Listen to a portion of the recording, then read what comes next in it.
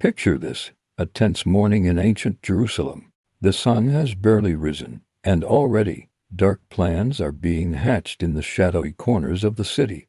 I want to tell you about one of the most dramatic assassination plots in biblical history, found in the book of Acts, chapter 23. More than 40 Jewish men have gathered in secret, their faces stern with determination. What they're about to do is extreme. They've just taken a sacred oath, binding themselves under a terrible curse. Their mission: they won't touch food or water until they've killed a man named Paul. Now, you might be wondering, who was Paul, and why did these men want him dead so badly? Well, Paul wasn't always Paul. He used to be Saul, one of the most feared persecutors of early Christians.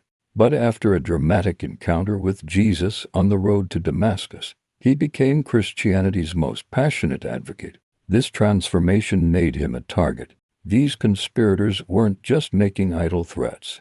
Think about it.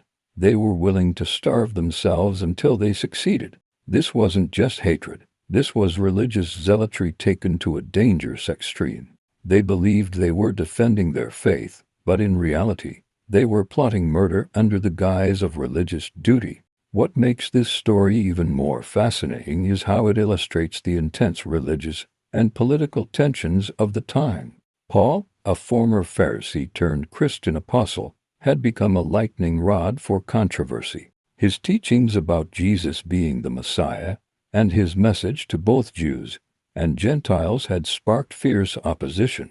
The irony here is striking.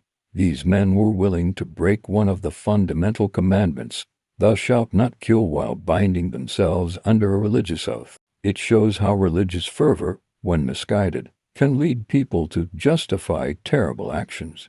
This dramatic episode reminds us that standing up for what you believe in can make you powerful enemies.